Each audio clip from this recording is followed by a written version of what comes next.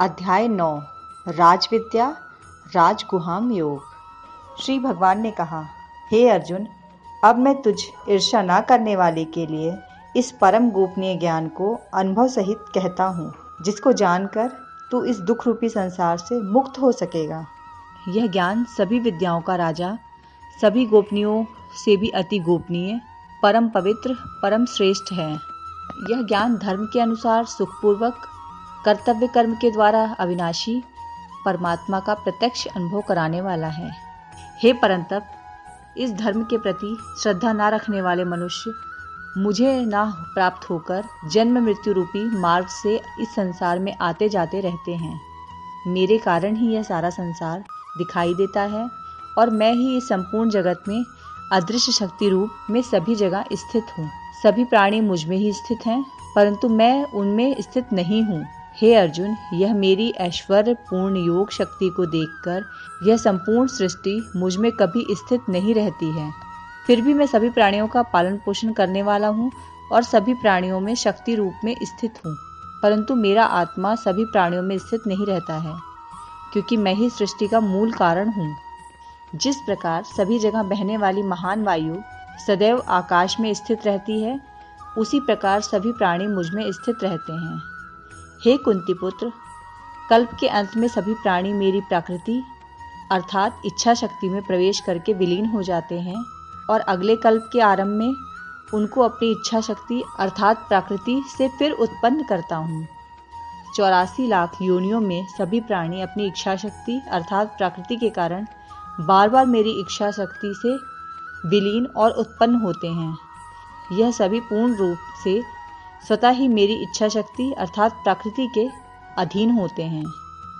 हे धनंजय, यह सभी कर्म मुझे बांध नहीं पाते हैं, क्योंकि मैं उन कार्यों में बिना किसी फल की इच्छा से उदासीन भाव में स्थित रहता हूँ।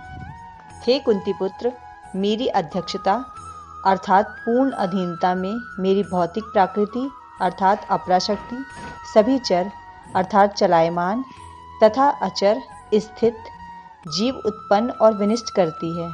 इसी कारण से यह संसार परिवर्तनशील है।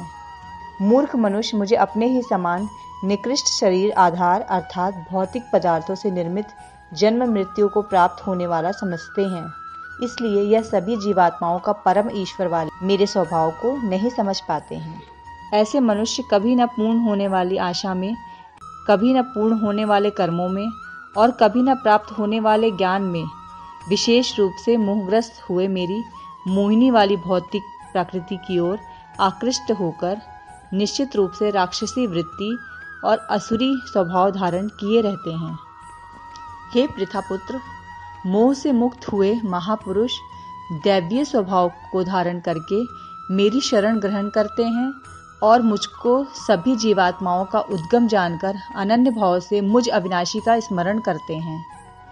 ऐसे महापुरुष दृढ़ संकल्प से प्रयत्न करके निरंतर मेरे नाम और महिमा का गुणगान करते हैं और सदैव मेरी भक्ति में स्थित होकर मुझे बार बार प्रणाम करते हुए मेरी पूजा करते हैं।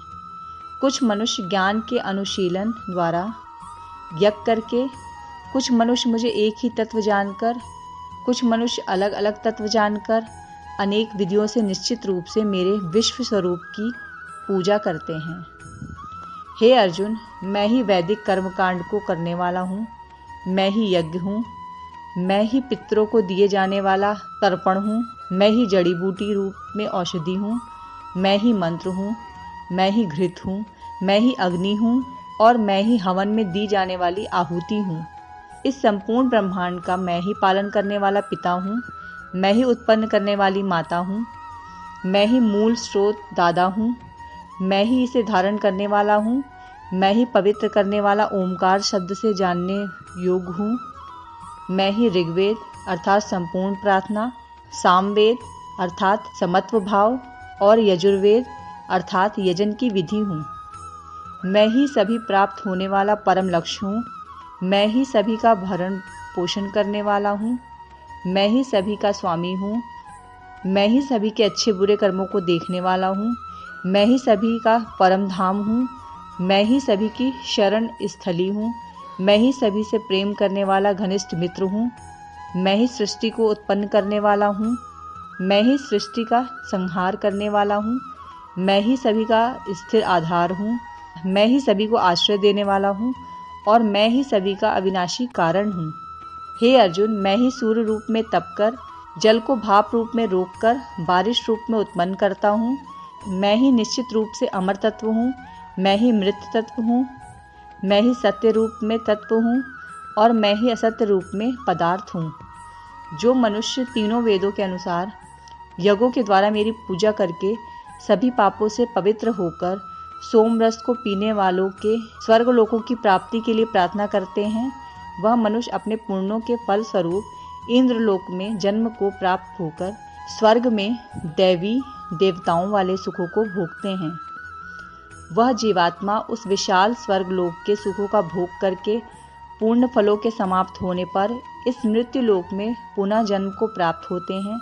इस प्रकार तीनों वेदों के सिद्धांतों का पालन करके सांसारिक सुख की कामना वाले अर्थात सकाम कर्मी मनुष्य बार बार जन्म और मृत्यु को प्राप्त होते रहते हैं। जो मनुष्य एकमात्र मुझे लक्ष्य मानकर अनन्य भाव से मेरा ही स्मरण करते हुए कर्तव्य कर्म द्वारा पूजा करते हैं, जो सदैव निरंतर मेरी भक्ति में लीन रहता है, उस मनुष्य की सभी आवश्यकताएं और सुरक्षा की जिम्मेदारी मैं निभाता हूँ।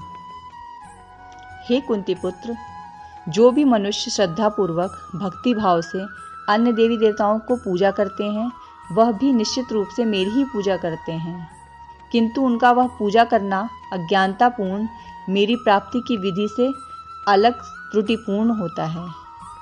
मैं ही निश्चित रूप से समस्त यज्ञों का भोग करने वाला हूँ, मैं ही स्वामी हूँ, परंतु वह मनुष्य मेरे वास्तविक स्वरूप को तत्व से नहीं जानते, इसलिए वह कामनाओं के कारण पूर्व जन्म को प्राप्त होते हैं।